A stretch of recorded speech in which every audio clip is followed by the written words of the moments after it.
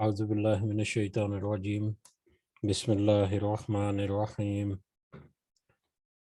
رب اشرح لی صدری ویسر لی امری واحلل عقدۃ من لسانی یفقہوا قولی رب یسر ولا تعسر وتمم بالخیر اللہم لا سہل الا ما جعلتہ سہلا وانت تجعل الحزن اذا شئت سہلا اللہم انفعنی بما علمتنی وعلمنی ما ینفعنی وزدنی علما آمین یا رب العالمین۔ آج ہم انشاءاللہ اللہ کے خاص فضل و کرم سے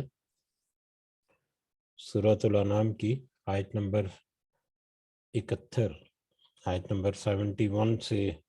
آنورڈ دیکھیں گے انشاءاللہ۔ اللہ تعالیٰ کا لاکھ لاکھ شکر کہ اس نے ہمیں وقت اور مہلت اور ہمت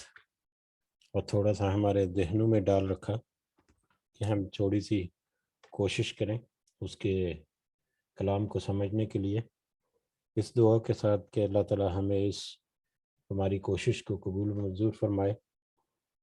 اور ہمیں اس کا دنیا میں بھی اور آخرت میں بھی فائدہ پہنچائے، اور نہ صرف ہمیں بلکہ ہمارے ارد گرد ہمارے جو ساتھی ہیں ان کو بھی اللہ تعالیٰ اس فائدے میں شریک فرمائے۔ اور اس کوشش میں جتنے لوگ، چاہے وہ ماضی میں ہیں، چاہے وہ آج ہیں، چاہے وہ مستقبل میں ہوں، جو بھی اس کوشش میں شریک ہیں ڈائریکٹلی یا انڈائریکٹلی، اللہ تعالیٰ سب کو ان کا اجر جو ہے وہ بھی انشاءاللہ ضرور عطا فرمائے۔ آیت نمبر 71 دیکھنے سے پہلے ہم دیکھتے ہیں کہ پچھلی آیات سے جو موضوع چل رہا ہے، یہ ایک مین جو ٹاپک جس کے اوپر اللہ تعالیٰ یہاں ذکر کر رہے ہیں وہ یہی ہے کہ مکہ کے مشرکین جو ہیں، مشرکین مکہ، ان کے عقائد کیسے، کیا ان کے مطلب مذہبی رجحان یا روحانیت کے حساب سے کس طرح سے انہوں نے باطل عقائد، اور اس میں خاص کر جو سب سے ظلم والا عقیدہ وہ گھڑا ہوا انہوں نے، وہ اللہ کے ساتھ دوسری چیزوں کا، غیر اللہ کو شریک بنا کر اس کی عبادت کرنا اور اس کے ساتھ ان سے مدد طلب کرنا، یہ ان کا عقیدہ۔ اور اس عقیدے کے بارے میں بہت ساری باتیں اللہ تعالیٰ نے بتائی کہ اس میں کیا خرابیاں ہیں، اور اس کے اپوزٹ یا اس کے دوسری طرف جو مومن ہے یا نبی کریم صلی اللہ علیہ وسلم جو ان میں موجود ہیں، ان کا کیا کردار ہے اور ان کے لیے کیا ہدایت اور رہنمائیاں ہیں۔ تقریباً یہی ٹاپک آگے ایک دو آیات میں چلے گا، اور اس کے بعد پھر ایک ڈیفرنٹ ٹاپک ہوگا انشاءاللہ۔ تو شروع کرتے ہیں آج کے سبق کو، اللہ تعالیٰ کی توفیق اور اس کی خاص رحمت سے، اس کے خاص فضل و کرم سے انشاءاللہ۔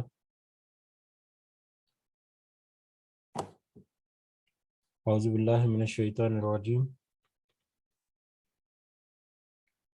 قل کہہ دیجئے، نبی کریم صلی اللہ علیہ وسلم سے کہا جا رہا ہے کہ آپ ان سے ذرا کہہ دیجئے، ان کو ذرا مزید واضح کر دیجئے، اندعو من دون اللہ، کیا ہم پکاریں اللہ کے علاوہ، ما لا ینفعنا، کسی ایسی چیز کو جو نہ وہ نفع دے سکے ہمیں، ولا یضرنا، اور وہ نہ وہ نقصان پہنچا سکے ہمیں۔ کہہ دیجئے، ان کے اوپر واضح کر دیجئے کہ کیا ہم اللہ کے علاوہ کسی اور کو پکاریں، اللہ کے علاوہ پکاریں کسی کو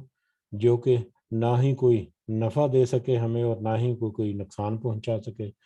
وَنُرَدُّ، اور ہم پھر جائیں علی اعقابنا، اپنی ایڑیوں پر،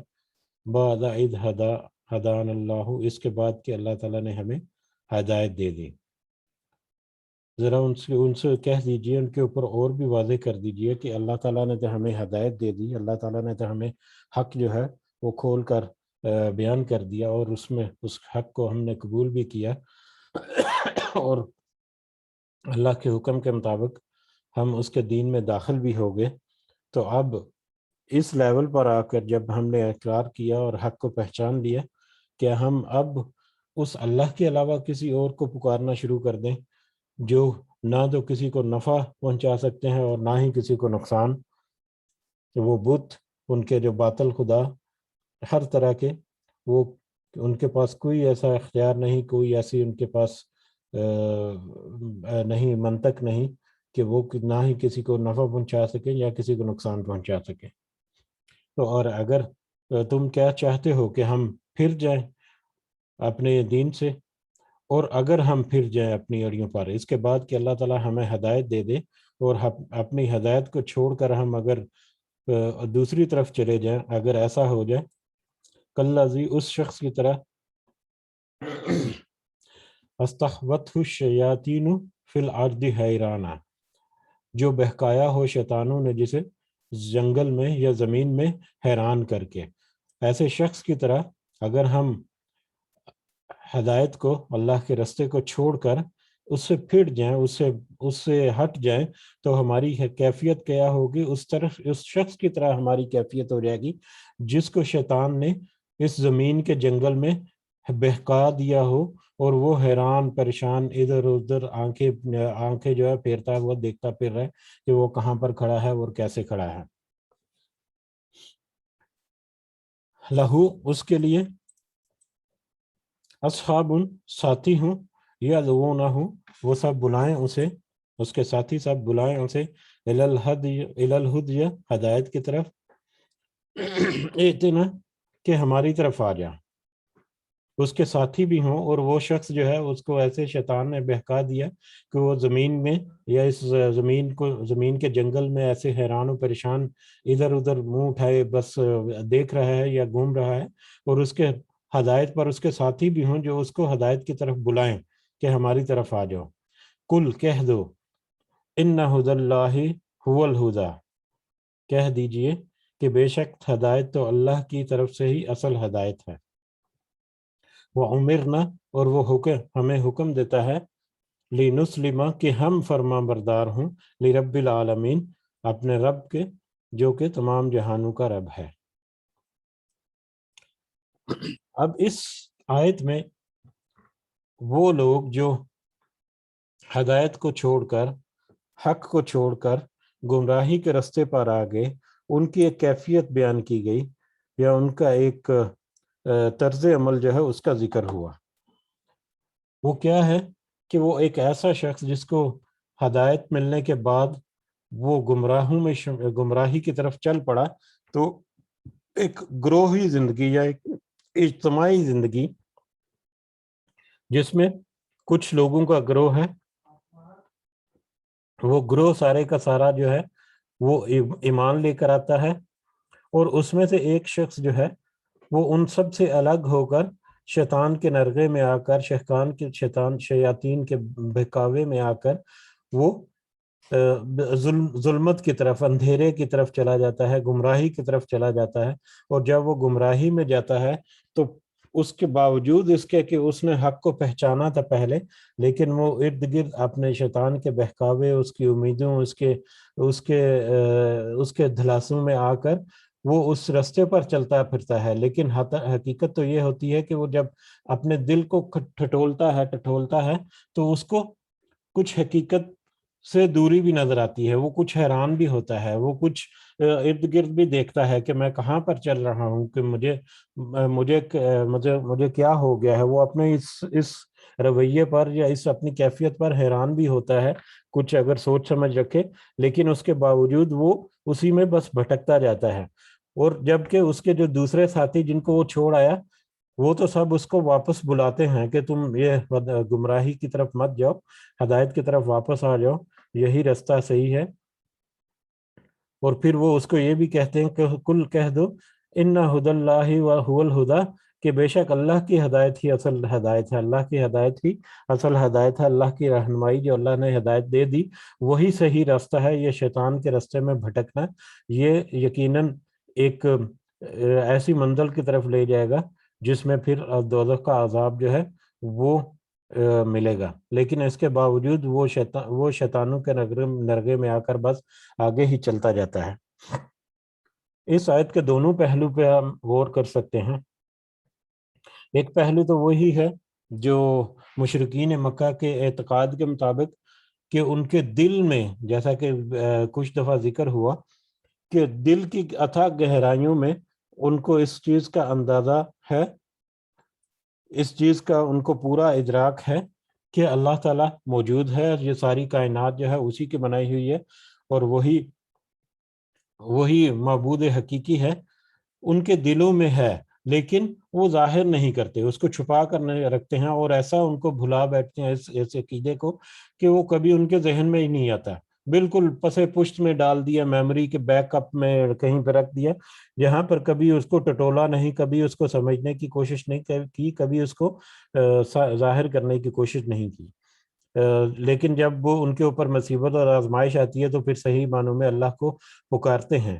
تو یہی حالت ہے کہ ان کے دل میں تو عقیدہ ہے،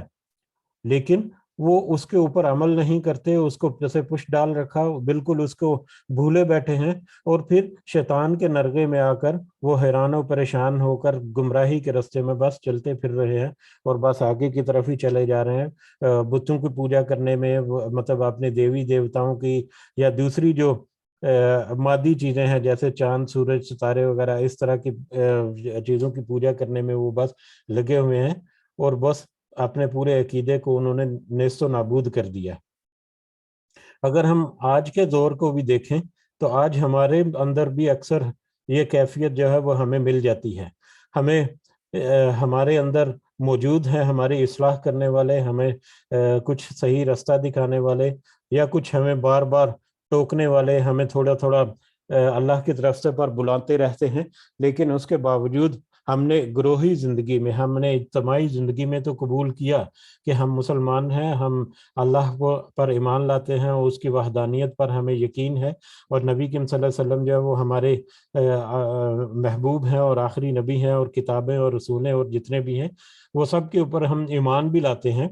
لیکن اس کے باوجود ہم زندگی کی جو حقیقت رونائیاں ہیں، زندگی کے جو دھوکے ہیں، اس میں کھو جاتے ہیں، کھو بیٹھے ہیں، ٹھیک ہے۔ وہ طاغوت جس کا ہم نے ذکر کیا، کوئی بھی ایسی طاقت جو اللہ کے مقابلے میں کھڑی ہو کر اللہ سے دوری پیدا کرے، تو طاغوت وہ بھی شیطان کے ہی نقش قدم ہے۔ تو شیطانوں کے بہکاوے میں آ کر ہم دنیا کے ایسے چنگلوں میں کھو گئے، تو اگر ہمیں کوئی ہدایت کی طرف دے، اگر ہمیں صحیح رستہ بھی دکھائے، تو ہم اس کو ٹھکراتے نہیں، لیکن اس کی طرف آتے بھی نہیں، ٹھیک ہے۔ شادی بیاہ کے معاملات، اپنے کاروبار کے معاملات، اپنے بہت سارے دوسرے معاملات، اپنے جو بچوں کی تربیت کے معاملات میں، ان کے کیریئر کے معاملات میں، مطلب ہر طرح کے معاملات میں کچھ نہ کچھ ایسے معاملات ہیں جس میں کچھ لوگ جو ہیں وہ ان کو اگر صحیح رستہ یا مناسب رستہ ملے بھی تو، لیکن وہ پھر بھی اسے کو چھوڑ کر دوسری طرف بھی آ جاتے ہیں، اور ایک یہ کہ ٹھیک ہے جب وقت آئے گا تو دیکھا جائے گا، ابھی تو بچے چھوٹے ہیں، اپنی عمر بھی ابھی کم ہے، جب عمر آئے گی تو ہم اللہ کی عبادت بھی کر لیں گے، اور یہ نہیں پتا کہ خدا نہ خواستہ جب عمر آئی تو یہ نہ ہو کہ ہماری یہ کیفیت ہو کہ ہم سجدہ کرنے کے لیے نیچے بھی نہیں جھک سکیں۔ تو یہ کیفیت ہم آج اپنے امت میں بھی اکثر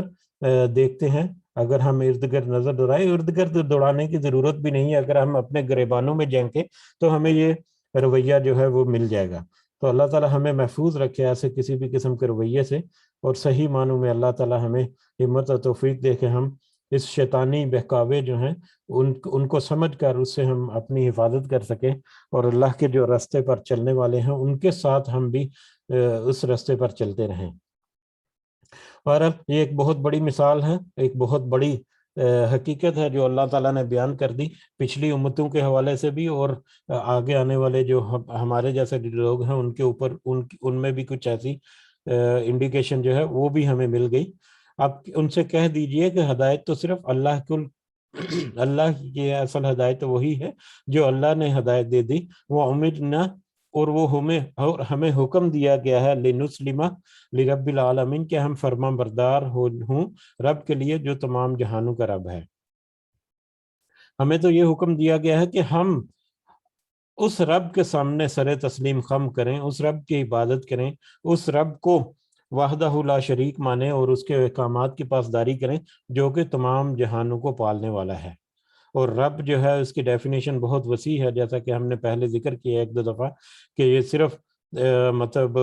رب ایک سنگل ورڈ نہیں، یہ پوری کائنات کو کہ ہر طرح کے نظام کو چلانے والا اور اس کی ہر طرح کی ریکوائرمنٹس کو پوری کرنے والا یہ رب ہے، جو صرف اور صرف اللہ ہے، جو وحدہ لا شریک لہ۔ وَأَنْ أَقِيمُوا الصَّلَاةَ، اور ہمیں یہ بھی حکم دیا ہے وَأَنْ کہ ہم اقیموا الصلاۃ، اور یہ بھی ہمیں حکم ہے کہ کیا اقیموا الصلاۃ کہ تم نماز قائم کرو، نماز کو قائم کرو۔ نماز قائم کرنے کا وقت پر صحیح طریقے سے اچھے سے وضو کر کے صحیح اہتمام کے ساتھ ہمیشہ کے لیے ہمیشگی پیدا کر کے خشوع و خضوع پیدا کر کے اس کو قائم کرنا ہے، نماز کو قائم کرو۔ واتقوہ، اور اسی سے ڈرو، اسی کا تقوی اختیار کرو، صرف اللہ سے ڈرو اور اسی کا تقوی اختیار کرو۔ ہمیں یہ حکم دیا گیا ہے کہ ہم اللہ کی فرما برداری کریں جو تمام جہانوں کا پالنے والا ہے، نماز قائم کرو اور اسی کا تقوی اختیار کرو، اسی سے ڈرو۔ وَهُوَ الَّذِي إِلَيْهِ تُحْشَرُونَ، اور وہی ہے جو کہ اس کی طرف تم سب جمع کیے جاؤ گے، اس رب کی طرف، اس اللہ کی طرف جس کی طرف ایک وقت آئے گا کہ سب کے سب لوگ جو ہیں وہ جمع کیے جائیں گے۔ وَهُوَ الَّذِي، اور وہی ہے جس نے خلق السماوات والارض، پیدا کیا آسمانوں کو اور زمین کو، بالحق، حق کے ساتھ، وہی ہے جس نے آسمانوں اور زمین کو حق کے ساتھ پیدا کیا۔ آسمانوں اور زمین کا پیدا کیا جانا، یہ اس میں ایک بہت بڑی حکمت اور بہت بڑی حقیقت ہے، اس میں یہ کوئی کھیل تماشا نہیں، یہ ایک آزمائش کی جگہ ہے، اور اس آزمائش پر پورا اترنے کے لیے اللہ تعالیٰ نے پورے لوازمات ہمیں دے دیے، ہدایت ہمیں دے دی، حق اور باطل جو ہے وہ اس کا راستہ پورے کا پورا بتا دیا، اور کسی قسم کی کوئی بات چھپی نہیں چھوڑی ہم سے جس کے ہم بعد میں کوئی عذر پیش کریں کہ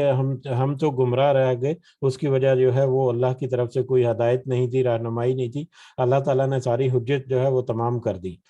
تو اللہ تعالیٰ نے ان آسمانوں اور زمین کو حق کے ساتھ پیدا کیا، بغیر کسی مقصد کے نہیں، بلکہ ایک آزمائش کے تحت جس کو وہ یقیناً پرکھ رہا ہے، اور ایک وقت آئے گا کہ اس کا پورا حساب بھی ہوگا۔ وَيَوْمَ، اور جس دن یقول، وہ کہے گا کن، ہو جا، جس دن وہ کہے گا کن، ہو جا، فیکون، تو وہ ہو جائے گا، جس دن وہ کہے گا کہ کن، ہو جا، اور وہ ہو جائے گا۔ یہاں پر حشر یا قیامت کے بارے میں تذکرہ ہے۔ اللہ تعالیٰ کی ہی مرضی کے مطابق، اسی کی منشا کے مطابق جس دن وہ چاہے گا، جس دن وہ کہے گا قیامت بپا ہو جائے، اسی دن اسی وقت وہ قیامت بپا ہو جائے گی۔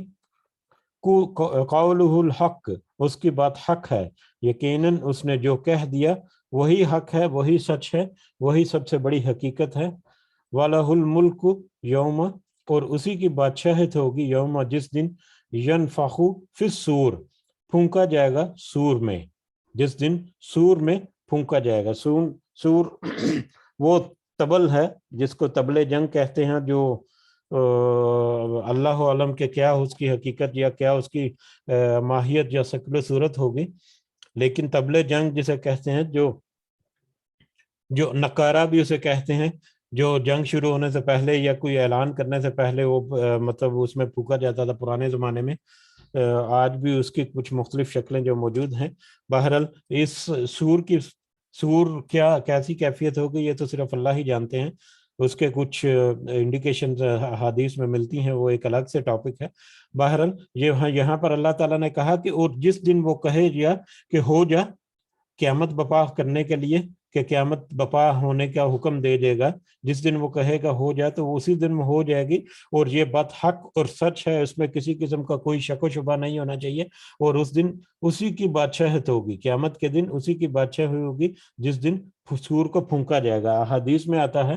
کہ قیامت جو ہے وہ اتنی قریب ہے، اور کسی کو کچھ پتہ ہے نہیں کہ کس لمحے قیامت بپا ہو جائے۔ اس کی ایک مثال یا اس کی ایک کیفیت ہمیں احادیث میں ملتی ہے کہ حضرت اسرافیل جو اللہ تعالیٰ کی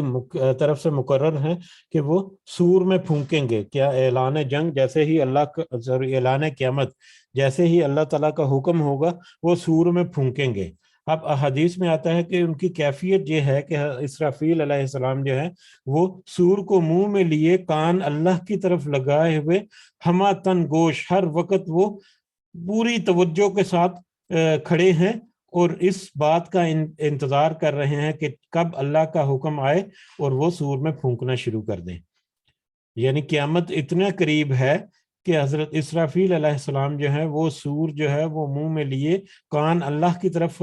لگائے ہوئے کھڑے ہیں اور اس چیز کا انتظار کر رہے ہیں, اس بات کا انتظار کر رہے ہیں, اس لمحے کا انتظار کر رہے ہیں کہ کس لمحے اللہ تعالیٰ انہیں حکم دیں اور وہ سور میں پھونکنا شروع کر دیں. اور جیسے ہی اللہ تعالیٰ حکم دیں گے وہ سور جو ہے وہ سور میں پھونکا جائے گا اور اس کے بعد پھر قیامت کے 2-3 جو منزلیں ہوں گی اور اس کے بعد حساب کتاب وہ سب معاملہ جو ہے وہ شروع ہو جائے گا. اور یہ بات جو ہے قولہ الحق, یہ بات حق ہے, یہ بات سچ ہے, یہ بات بہت بڑی حقیقت ہے جس کا انکار کرنا ایک بہت بڑی گمراہی ہوگا اور یہ اللہ تعالیٰ کی طرف سے ہے اور اس کو ضرور پورا کیا جائے گا. اور وہی اللہ تعالیٰ عالم الغیب و شہادتی, وہ جاننے والا ہے پوشیدہ چیزوں کا اور ظاہری چیزوں کا. ہر وہ چیز جو پردے کی اوٹ میں ہے, جو غیب ہے, جو دوسروں کے سامنے نہیں, وہ بھی اللہ تعالیٰ جاننے والا ہے. اور وہ شہادہ, اور جو شہادت میں ہے, دوسروں کے سامنے ہے, گواہی میں ہے, جو ظاہر ہے, ہر پوشیدہ اور ظاہر چیز کو جاننے والا ہے. وہ الحکیم الخبیر, اور بہت بڑی حکمت والا اور بہت بڑا خبردار ہے. وہ بہت بڑی حکمت والا ہے اور ہر چیز سے خبردار ہے. وَإِذْ قَالَ ابراہیم, اور جب کہا ابراہیم نے, لِأَبِيهِ, اپنے باپ آزر سے, لِأَبِيهِ آزر, اپنے باپ آزر سے. یہاں سے اب کچھ حضرت ابراہیم علیہ السلام کا تذکرہ شروع ہو رہا ہے کہ اب حضرت ابراہیم علیہ السلام کے کچھ معاملات جو ہیں اس کا ذکر ہوگا اگلی آیات میں. اب یہاں پر دیکھیں, اگر تو پہلی جو صورتیں ہم نے پڑھی اس میں زیادہ تر تذکرہ ہوا اہل کتاب کے بارے میں, اہل کتاب کے انبیاء یعنی حضرت موسیٰ اور حضرت عیسیٰ, یا ان کے مطلب وہ بھی حضرت ابراہیم علیہ السلام کی اولاد میں سے, لیکن زیادہ ذکر اس لیے ہوا کہ وہ اہل کتاب سے معاملہ تھا جو اپنے نبیوں میں موسیٰ اور عیسیٰ علیہ السلام ان کے اوپر وہ ایمان لاتے تھے اور ان کی کتابیں یا ان کی کہی گئی شریعت جو ہے اس کے اوپر ایمان مطلب کھڑے ہونے کا وہ دعویٰ کرتے تھے. اسی طرح سے اب مشرکین مکہ جو ہیں وہ حضرت موسیٰ اور عیسیٰ یا دوسرے جو اہل کتاب کے جو دوسرے انبیاء تھے ان کو تو وہ نہیں جانتے تھے یا ان کے اوپر ان کا عقیدہ نہیں تھا, لیکن حضرت ابراہیم علیہ السلام کو وہ کسی نہ کسی طور تک کر ان کا کچھ پہچان یا ان کی کچھ نہ کچھ ان کے بارے میں ان کا عقیدہ تھا کہ وہ مطلب اللہ کے برگزیدہ بزرگ گزرے ہیں اور اللہ کے خلیل رہے ہیں, اور اسی زمن میں وہ پھر بہت سارے عقائد بھی انہوں نے گھڑے ہوئے. تو اس لیے یہاں پر پھر حضرت ابراہیم علیہ السلام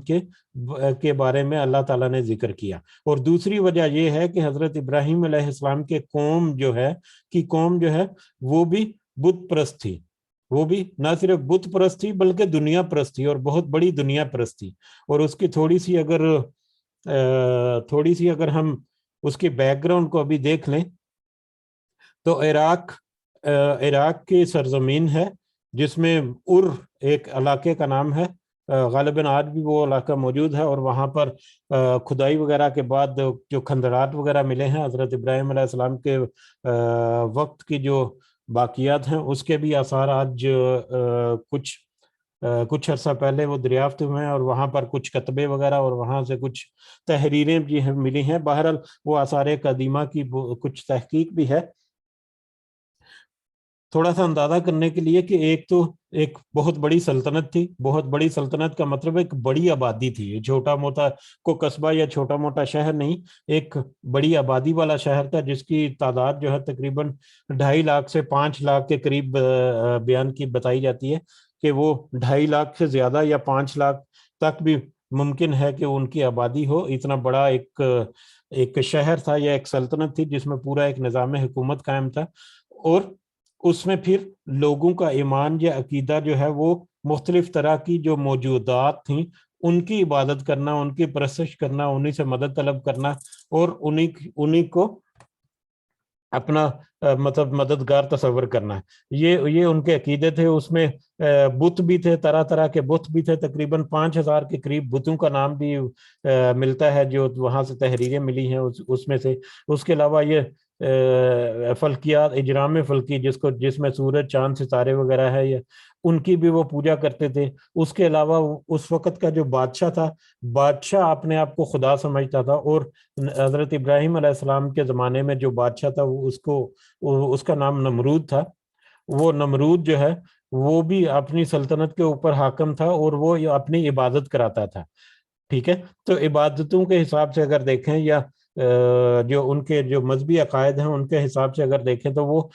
ہر طرح کے جو باطل خدا ہیں ان کی وہ پوجا کرتے تھے، جو مختلف بتوں کی، اور سورج، زمین، چاند، ستاروں کی، تو آگ کی بھی پوجا ہوتی تھی۔ اس کے علاوہ نمرود کی بھی پوجا ہوتی تھی، یا ان کا بادشاہ جو اس کے علاوہ وہ جو مملکت تھی، یا وہ بستی یا قوم یا جو شہر تھا، وہ ایک تجارتی مرکز تھا۔ تجارتی مرکز، اس کے شمال اور جنوب میں لمبے لمبے تجارتی رستے تھے، اور ان کے درمیان بیچوں بیچ میں یہ ایک بہت بڑی ایک تجارتی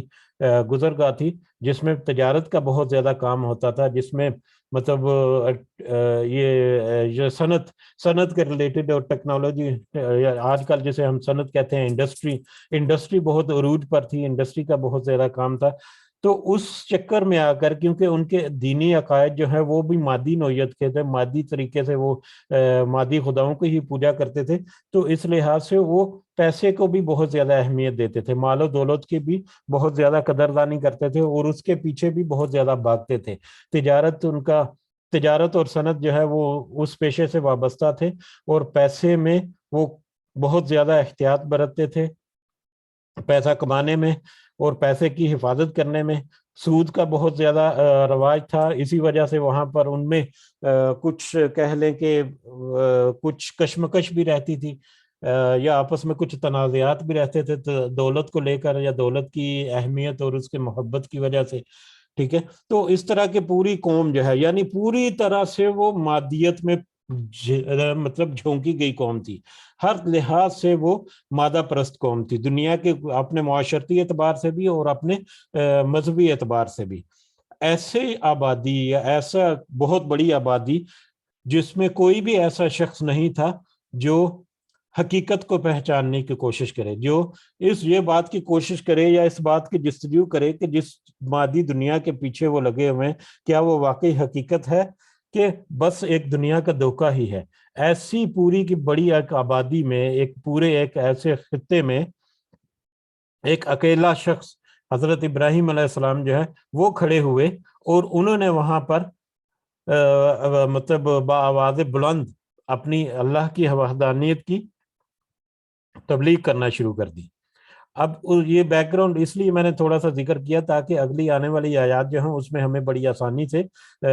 مطلب سمجھ آ جائے کہ کیا معاملات یا کیا ذکر ہو رہا ہے۔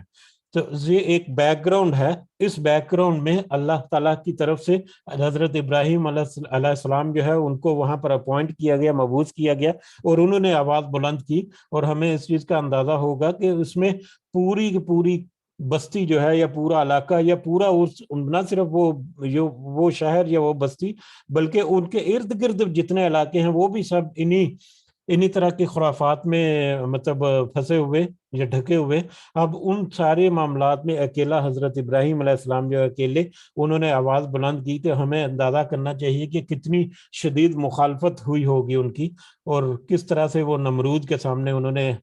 حق کی آواز بلند کی۔ جیسے جیسے ہم آگے بڑھیں گے تو کچھ جو امپورٹنٹ پوائنٹ جو ہمیں آیات میں ملیں گے ان کا ہم تذکرہ بھی کریں گے مختصر انداز میں۔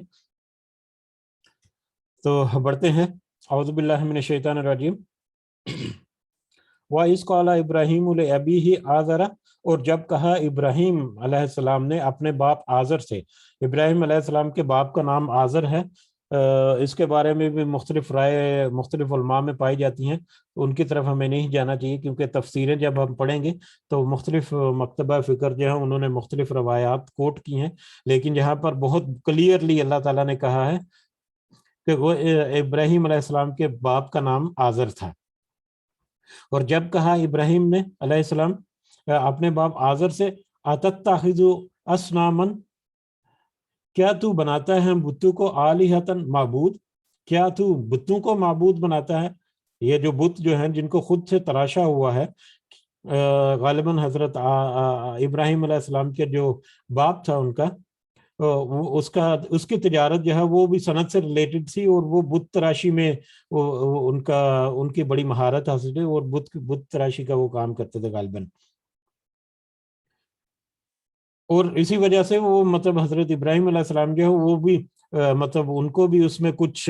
سکلز موجود تھیں کہ کس طرح سے وہ بتوں کو تراشتے ہیں، اسی لیے ان کے دل میں تھا کہ یہ تو اپنے ہاتھوں سے تراشی کی چیزیں، ان میں کیا حقیقت ہوگی اور ان میں کیا مطلب اپنائیت ہونی چاہیے، یہ کیا کر سکتے ہیں جو تو خود مرہون منت ہے انسانوں کے۔ بہرحال انی اراک، بے شک میں دیکھتا ہوں تجھے، وہ قوم کا اور تیری قوم کو، فی ضلال مبین، سری گمراہی میں، ایک بہت بڑی واضح گمراہی میں۔ حضرت ابراہیم علیہ السلام نے اپنے باپ آزر سے کیا کہا کہ تو بتوں کو اپنا معبود بناتا ہے، جبکہ میں تو بے شک تجھے اور تیری قوم کو ایک واضح گمراہی میں دیکھتا ہوں، میں تو یہ دیکھ رہا ہوں کہ ایک بہت بڑی گمراہی ہے جس میں تو اور تیری قوم جو ہے وہ بھٹکی ہوئی ہے۔ وَكَذَلِكَ، اور اسی طرح، نُری، ہم دکھانے لگے، ابراہیم کو، ملکوت السماوات والارض، نظام سلطنت، ملکوت نظام سلطنت یا ملکیت یعنی حکومت، نظام سلطنت، سماوات والارض، آسمانوں اور زمین کا، وَلِيَكُونَ، اور تاکہ وہ ہو جائے، من الموقنین، یقین کرنے والوں سے۔ اور ہم دکھانے لگے، اسی طرح ہم دکھانے لگے یا اسی طرح ہم نے اشکار کیا یا اشکار کرنے لگے ابراہیم علیہ السلام پر آسمانوں اور زمین کے سلطنت، یعنی آسمانوں، یہ پورا نظام کائنات جو ہے، سورج، چاند، ستارے، سیارے، کس طرح سے یہ ان کا نظام موجود ہے اور کس طرح سے ان کی آپس میں پوری کوارڈینیشن ہے، یہ پورا جو نظام شمسی ہے یا پورا جو نظام کائنات ہے، اس کے بارے میں اللہ تعالیٰ نے ان کو آگاہی دی۔ اب یہ آگاہی کس طرح سے دی، یہاں پر اس کا اشارہ نہیں ہے، وہ وحی کے ذریعے بھی ہو سکتا ہے، وہ ان کی تعلیم کے ذریعے کہ ان کا جو ذہن ہے وہ کھول دیا کہ ذرا ان کی طرف دیکھو، یہ کس طرح سے یہ پورا نظام شمسی جو ہے وہ چل رہا ہے، کس طرح سے دن اور رات آتے جاتے ہیں، کس طرح سے مطلب مطلب موسم تبدیل ہوتے ہیں، اور سورج اور چاند ستارے ان کا غروب ہونا اور طلوع ہونا، یہ سارے معاملات، تو کس طرح سے اللہ تعالیٰ نے ان کو فہم دی، ان کو دکھا دیا تاکہ وہ یقین کرنے والوں میں سے ہو جائے، تاکہ ان کے دل میں اطمینان ہو جائے کہ یہ سارا کچھ اللہ کی تخلیق شدہ ہے، اس میں کوئی اور حقیقت نہیں ہے۔ فلما، پھر جب، جن علیہ، چھا گئی اس پر، اللیل، رات، جب اس پر رات چھا گئی، یعنی حضرت ابراہیم علیہ السلام پر رات آ گئی، رات کا وقت ہو گیا، رآ کوکبن، تو اس نے دیکھا ایک ستارہ، تو اس نے ایک روشن ستارہ دیکھا۔ یہ جیسے آسمانوں اور زمینوں کی سلطنت دکھائی، اس کی ایک مثال دے رہے ہیں، اور اس کی مثال جو ہے وہ دو طرح سے ہو سکتی ہے، آگے جو دو تین ذکر ہوئے، مطلب ستارے کا، چاند کا اور پھر سورج کا ذکر ہوگا، اس کے دو پہلو ہو سکتے ہیں۔ ایک تو یہ ہے کہ انہوں نے حجت قائم کرنے کے لیے یہ سارے کلمات جو ہے وہ ادا کیے، اور دوسرا اللہ تعالیٰ نے ان کو نشانی جو بتائی، جو ہم دکھانے لگے ابراہیم کو نظام سلطنت، تو اس کا بھی ایک پہلو ہو سکتا ہے کہ کس طرح سے ہم نے ان کی توجہ مرکوز کی، تو ذرا ان کی طرف دیکھو کہ یہ کیسے مطلب طلوع ہوتے ہیں اور پھر غائب ہو جاتے ہیں، لیکن معبود حقیقی کے لیے تو یہ ممکن نہیں کہ وہ عارضی زندگی رکھتا ہو کہ کچھ وقت کے لیے حاضر ہے، اس کے بعد وہ غائب ہے۔ باہر،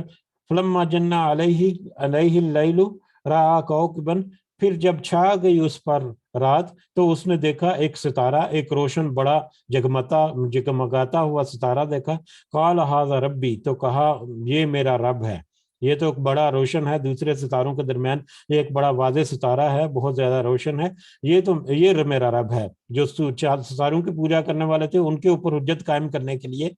کہ یہ میرا رب ہے۔ فلما آفلا، پھر جب وہ غائب ہو گیا، رات کے کچھ مطلب وقت سامنے رہنے کے بعد جب وہ غائب ہو گیا، قالا، تو کہا، لا احب الآفلین، کہ نہیں میں پسند کرتا غائب ہونے والوں پر. یہ تو ایک ایسی چیز تھی جو نظر کے سامنے تھی اور پھر وہ غائب بھی ہو گئی. اگر وہ سامنے آئے اور غائب ہو گئی تو پھر میں تو ایسی چیزوں کو پسند نہیں کرتا, میں تو ایسی چیزوں پر یقین نہیں رکھتا کہ یہ بھی رب ہو سکتے ہیں یا ان میں بھی کچھ ایسی خصوصیات ہو سکتی ہیں. فلما رأى القمر, پھر جب اس نے دیکھا قمرہ چاند کو, بازغن چمکتا ہوا, پھر جب چاند کو چمکتا ہوا دیکھا, قال ھذا ربی, تو کہا یہ میرا رب ہے. چاند جو ستارے کی نسبت زیادہ روشن تھا, زیادہ چمکدار تھا یا زیادہ بڑا تھا, اس کو جب دیکھا تو وہاں دیکھا ہاں یہ میرا رب ہے. فلما آفل, پھر وہ بھی چھپ گیا, پھر وہ بھی غروب ہو گیا, وہ بھی چھپ گیا. قال لئن لم یہدنی, تو کہا کہ البتہ نہ ہدایت دی مجھے ربی, میرے رب نے, لأکونن من القوم الضالین, تو میں گمراہ ہونے والی قوم میں سے ہو جاؤں گا. جب چاند کے ساتھ بھی یہ معاملہ ہوا اور چاند بھی چھپ گیا تو انہوں نے کہا کہ اگر مجھے اللہ نے ہدایت نہ دی, اگر میں اللہ کی ہدایت پہ نہ رہا, یا اگر اللہ نے مجھے ہدایت نہ دی تو یقیناً میں بھی گمراہ ہونے والی قوم میں سے ہو جاؤں گا. فلما رأى, پھر جب دیکھا اس نے, الشمس, سورج کو, بازغۃ, چمکتا ہوا, جب سورج کو دیکھا کہ وہ چمکتا رہا آب و تاب کے ساتھ, قال ھذا ربی, تو کہا یہ میرا رب ہے. ھذا اکبر, یہ تو بہت بڑا ہے. سورج یعنی چاند ستاروں کی نسبت یہ تو حجم میں بھی بہت بڑا ہے, روشنی کے اعتبار سے بھی بہت زیادہ منور ہے, بہت زیادہ روشن ہے, تو یہ بہت بڑا ہے, یہ میرا رب ہے. فلما, پھر جب افلت, فلما افلت, پھر جب وہ بھی ڈوب گیا, قال, تو کہا, یا قومی, اے میری قوم, انی, بے شک میں, بریئن, بیزار ہوں, میں بیزار ہوں, میں برات کا اظہار کرتا ہوں, میں مطلب لا تعلقی کا اظہار کرتا ہوں, مما اس سے جو تشرکون, تم شریک بنائے پھرتے ہو. اب حضرت ابراہیم علیہ السلام نے کہنے کہ ان کے اوپر حجت قائم کرنے کے لیے یہ بات جو ہے وہ ان کے سامنے رکھی کہ دیکھو ذرا, اب اگر تم ستاروں کی پوجا کرتے ہو تو ستارہ تو وقتی طور پر آتا ہے پھر غائب ہو گیا, پھر اگر چاند ہے تو چاند بھی آتا ہے اور غائب ہو گیا, سورج کی پوجا کرتے ہو تو سورج بھی سامنے آتا ہے اور غائب ہو جاتا ہے. یہ تو ایسی چیزیں ہیں جو فانی ہیں, تو یقیناً میں ان سب پہ برات کا اظہار کرتا ہوں, لا تعلقی کا اظہار کرتا ہوں. مطلب کہ یہ چیزیں جو ہیں یہ ساری مادی چیزیں ہیں, یہ ان میں کوئی حقیقت نہیں ہے, اور میں ان سے بیزاری کا اظہار کرتا ہوں جس سے تم جن سب کو تم شریک بناتے ہو. یہاں پر ایک دوسرا بھی ہے کہ توریہ, ہم نے پہلے غالباً ذکر کیا تھا, توریہ ایک کہہ لیں کہ ایک عمل ہوتا ہے جس میں ظاہری طور پر تو لگتا ہے جھوٹ, لیکن وہ جھوٹ نہیں ہوتا. اس کی مثال مطلب ایک شخص جیسی ہے, وہ ایک حقیقی ہے, مجھے ان کے نام اور کردار جو ہے وہ صحیح سے پتہ نہیں. مکہ میں ایک بزرگ شخصیت تھی, جو ایک مذہبی شخصیت تھی, جو حکومت جو ہے ان کو گرفتاری کا انہوں نے مطلب اعلان کیا ہوا تھا. تو اس کو ڈھونڈنے کے لیے کچھ پولیس والے جو وہ بھاگ دوڑ کر رہے تھے, تو وہ ایک جگہ پر کھڑے تھے, تو ایک پولیس والا ان کے پاس آیا اور ان سے کہا کہ ذرا آپ اس شخص کے بارے میں جانتے ہیں؟ تو وہ شخص جو ہے وہ, کیونکہ وہ خود ہی تھے, کہتے ہیں ہاں میں جانتا ہوں, اس کو بہت اچھی طرح سے جانتا ہوں. تو اس پولیس والے نے پوچھا کہ کیا آپ کو پتا ہے کہ وہ کہاں ہے؟ تو وہ 2 قدم پیچھے ہٹے, 2 قدم پیچھے ہٹ کے انہوں نے کہا کہ ابھی تو یہیں پر تھے. یعنی 2 قدم پیچھے ہٹ کر, جہاں سے وہ پیچھے ہٹے اس کی طرف اشارہ کر کے کہا کہ ابھی تو وہ یہیں پر تھے. اب وہ ایسی کیفیت انہوں نے پیدا کر دی جس میں انہوں نے جھوٹ بھی نہیں بولا کہ یہ 2 قدم پیچھے ہٹ کر یہ ان قدموں پر ابھی تو وہ یہیں پر تھے, لیکن وہ سننے والا جو ہے اس کے اوپر گمان گزرات کہ ہاں یہ ابھی یہیں پر تھے, کہیں میں مطلب ذرا سے اور زیادہ ایکٹیو ہو کر اس کو تلاش کی طرف نکل گیا. تو یہ توریہ ایک طریقہ یا ایک کہہ لیں ایک ٹرم ہے اس طرح کے اس طرح کی حجت قائم کرنے کے لیے کہہ لیں، تو یہ بھی توریہ کی ایک قسم کہہ لیں کہ ایسے انہوں نے دوسروں کے اوپر ذکر کیا کہ ہاں وہ یہ تو ابھی ستارہ یہاں تھا لیکن غائب ہو گیا، یہ کیسی حقیقت ہے؟ ابھی چاند یہاں آیا تھا لیکن چاند جو ہے وہ تو غروب ہو گیا، غائب ہو گیا۔ سورج طلوع ہوا بڑی آپ و تاب سے، بڑے چمک دمک سے، بڑے بہت بڑی مطلب کیا کہتے ہیں حجم کے حساب سے بہت بڑا نظر آنے والا، لیکن وہ بھی غروب ہو گیا، جیسے ہی شام ڈلی وہ غائب ہو گیا۔ تو یہ سب کیا ہے؟ ان میں تو کوئی حقیقت نہیں ہے، میں تو ان سے برات کا اظہار کرتا ہوں جن کو تم شریک بناتے ہو۔ انی وجہت وجہیہ، بے شک میں نے رخ کر لیا ہے اپنے چہرے کا، میں نے اپنا منہ جو ہے وہ موڑ لیا ہے للذی، اس کے لیے، یا اس شخص کی اس کی طرف جس نے فطر السماوات والارض حنیفا، جس نے آسمانوں کو پیدا کیا ہے، آسمانوں کو اور زمین کو یکسو ہو کر، جس نے بہت یکسوئی سے،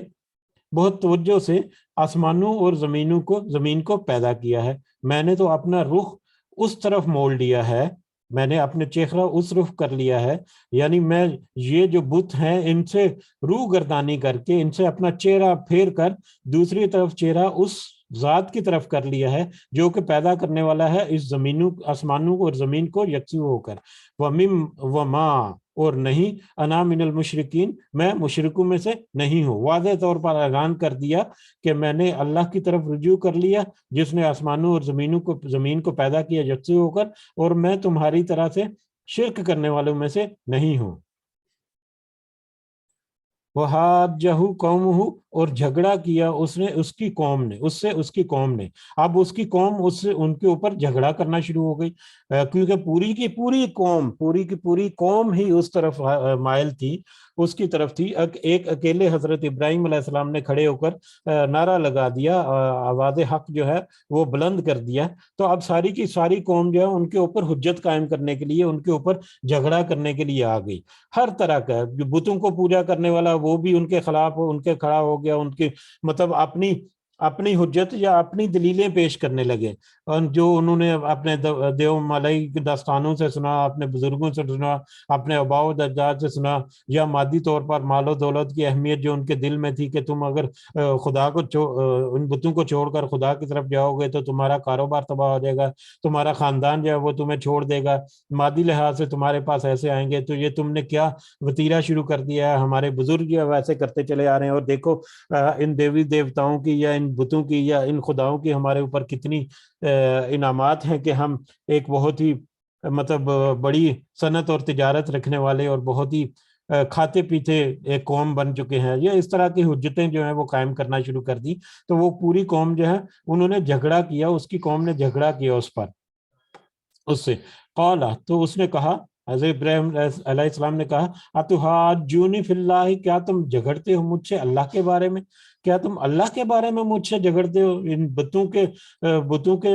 ساتھ شریک کرنے والے بتوں کے مقابلے میں تم اللہ کے بارے میں مجھ سے جھگڑتے ہو؟ وقد ہدانی،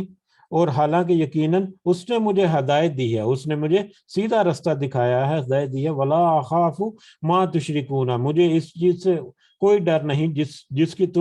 جس کی تم عبادت کرتے ہو یا جس کو تم شریک بناتے ہو، بھی اس کا، الا، مگر، ان یشاء، مگر یہ کہ چاہے، ربی، میرا رب، شیئن، کچھ بھی۔ انہوں نے ان پر واضح کر دیا کہ نہیں میں ڈرتا جن کو تم سب شریک بناتے ہو اس کا، مگر یہ کہ چاہے میرا رب کچھ بھی۔ اب تم جن چیزوں کو شریک بناتے ہو میں تو ان سے کوئی خوف نہیں کھاتا، ان سے مجھے کسی قسم کا کوئی ڈر نہیں کہ وہ مجھے کوئی نفع یا نقصان پہنچا سکتے ہیں، مجھے ان سے کسی قسم کا کوئی ڈر نہیں۔ جیسا کہ پہلے آج ہی ذکر کیا کہ کیا میں اللہ کو چھوڑ کر ان کی پوجا شروع کر دی جو نہ تو مجھے کوئی نقصان پہنچا سکتے ہیں نہ ہی کوئی فائدہ پہنچا سکتے ہیں۔ تو اسی طرح سے یہاں پر بھی ہے کہ مجھے تو ان کا کوئی خوف نہیں جو کہ نہ تو نقصان پہنچا سکتے ہیں نہ کوئی فائدہ پہنچا سکتے ہیں۔ ہاں، الا ان یشاء ربی شیئا، ہاں اگر اللہ چاہے کچھ بھی اس میں، یعنی اگر اللہ میری آزمائش کرنا چاہے، اگر اللہ مجھے کسی آزمائش میں ڈال دے تو وہ الگ بات ہے، اس پر میں سر تسلیم خم کروں گا، لیکن میں ان باطل خداؤں سے ڈرنے والا نہیں ہوں۔ وسیع ربی، احاطہ کیا ہوا ہے میرا رب، کل شیء علم، ہر چیز کا اپنے علم سے، میرا علم اللہ تعالیٰ جو ہے اپنے علم سے ہر چیز کا احاطہ کیے ہوئے ہے،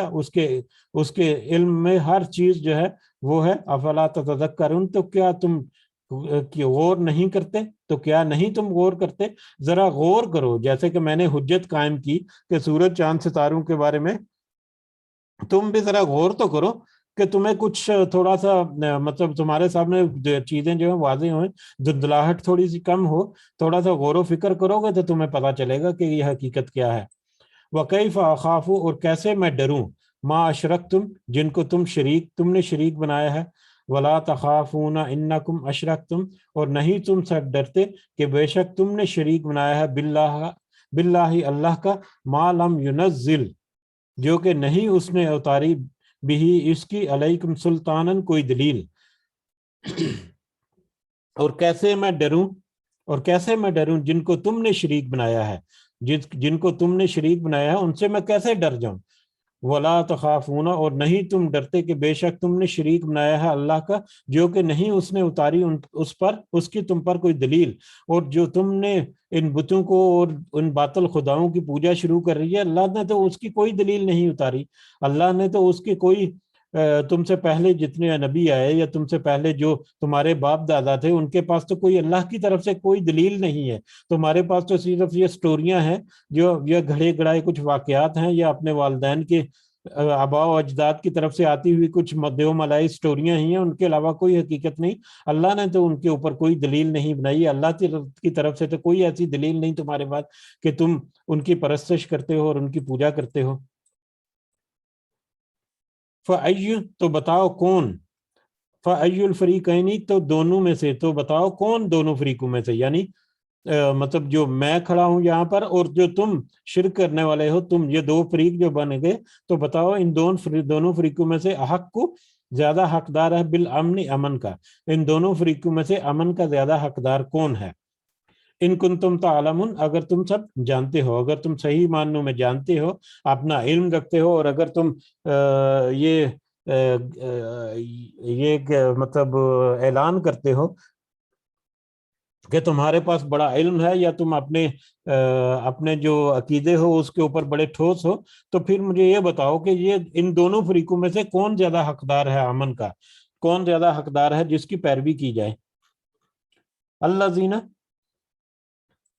وہ لوگ، آمنو، جو سب ایمان لائے، ولم یلبسو، اور نہیں سب نے مخلوط کیا، ان سب نے مخلوط کیا، ایمانہم بظلم، اپنے ایمان کو ظلم سے، یعنی وہ لوگ جو ایمان لائے اور انہوں نے اپنے ایمان کو ظلم کے ساتھ مخلوط نہیں کیا، یعنی خلط ملط نہیں کیا، ملایا نہیں، اس میں ظلم شامل نہیں کیا، اپنے ایمان میں ظلم شامل نہیں کیا، اولئک، وہی لوگ، لہم الامن، ان کے لیے ہی امن ہے، وہم مہتدون، اور وہی لوگ ہدایت پانے والے ہیں۔ وہ لوگ جو سب ایمان لائے اور انہوں نے اپنے ایمان کے ساتھ ظلم کو مکس نہیں کیا، وہی لوگ ہیں جو امن کے لیے ہیں، جن کے لیے امن ہے ان کے لیے امن ہے، اور وہی لوگ ہیں جو ہدایت پانے والے ہیں۔ یہاں پر ظلم جو ہے وہ شرک کے معنوں میں ہے کہ جنہوں نے جو ایمان تو لے کر آئے صحیح طور پر، لیکن ایمان کے ساتھ ساتھ انہوں نے اپنے ایمان میں ظلم کی یا شرک کی بھی کوئی ملاوٹ نہیں کی، یعنی اپنے شرک کے، اپنا جو ایمان ہے اس کو شرک سے پاک صاف رکھا، شرک سے ہر طرح سے بچا کر رکھا، تو وہی لوگ ہیں جو کامیاب ہیں، ہدایت پر ہیں، اور وہی لوگ ہیں جن کے لیے امن ہے۔ وما علینا الا البلاغ المبین۔ جی آج یہیں پہ ہم رکتے ہیں، انشاءاللہ کل اگلے سبق کے ساتھ حاضر ہوں گے۔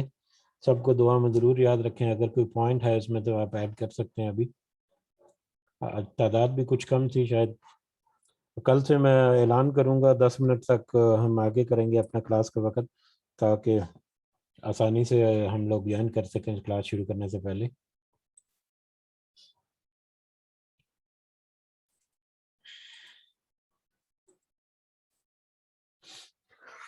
جی تو اختتام کی طرف بڑھتے ہیں، سب کو دعا میں ضرور یاد رکھیں، اللہ تعالی ہمارا حامی و ناصر ہو،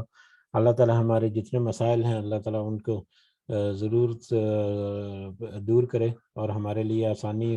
اور عافیت والا معاملہ کرے، اور اللہ تعالیٰ ہمارے والدین کے لیے ضرور اور ضرور رحمت کا رحمت جو ہے وہ فرمائے، جو اس دنیا میں حیات ہیں ان کو صحت اور تندرستی سے بھرپور زندگی اللہ تعالیٰ عطا فرمائے، اور جو اس دنیا سے گزر چکے اللہ تعالیٰ ان سب کو اپنے خاص فضل و کرم سے جنت الفردوس میں اعلیٰ مقام عطا فرمائے، آمین یا رب العالمین۔ ربنا تقبل منا انك انت السميع العليم وتب علينا انك انت التواب الرحيم، سبحان ربك رب العزة عما يصفون وسلام على المرسلين والحمد لله رب العالمين، سبحانك اللهم وبحمدك اشهد ان لا اله الا انت استغفرك واتوب اليك، جزاكم الله خيرا، السلام علیکم ورحمۃ اللہ وبرکاتہ۔